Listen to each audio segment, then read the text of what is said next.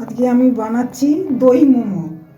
তো দই মোমো বানাতে লাগছে, দেখো আলু সেদ্ধ করে রেখেছি আমি পুরটার জন্য, আর একটা বিট সেদ্ধ করে গ্রেট করা আছে, একটু মটরশুঁটি আছে, একটু পেঁয়াজ কুচানো আছে, দুটো ছোটো ছোটো পেঁয়াজ কুচানো আছে, একটা টমেটো, একটু ক্যাপসিকাম, কাঁচা লঙ্কা আর রসুন।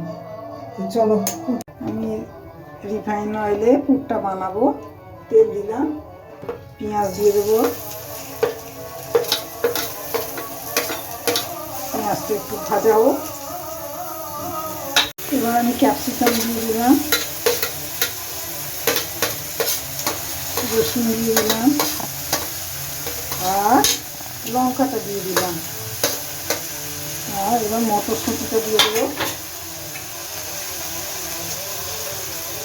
লঙ্কা লাগবে না, মটরশুঁটিটা দিয়ে দিলাম। এটা একটু ভালো করে এবার আমি টমেটোটা দিয়ে দিলাম। এখন সবে আমার পুরটা তৈরি হচ্ছে, পুরটার পরে এবার ময়দাটা মাখা হবে।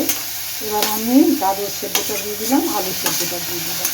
আমি একটু ওই নুডলসের মশলা থাকে না, ওই মশলা আমি একটু দিয়ে দিলাম। এগুলো তো বেশি ভাজা, বেশি মশলা দেওয়া চলে না, চাইনিজ খাবার এগুলো, তা দিয়ে দিলাম।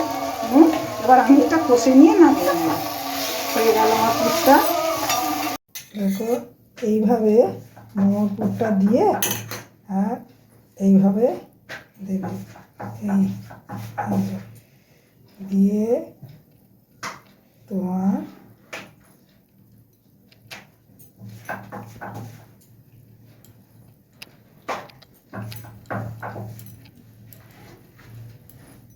এইভাবে মোমোগুলো গড়ে নিতে হবে। তো মোমো হয়েছে, মোমো এবার ডিশে রেডি করে রেখেছি। এবার আমি দেবো দইটা ভালো করে, একটু চিনি গুঁড়ো, গোলমরিচ আর তোমার বিট নুন আর একটু সাদা নুন দিয়ে আমি ফেটিয়ে রেখেছি, একটু চাট মশলা দিয়েছি। এবার দইটা দিয়ে দেব। এবার দেব আমার গ্রিন স্পেশাল চাটনি। এটা কি দিয়ে তৈরি?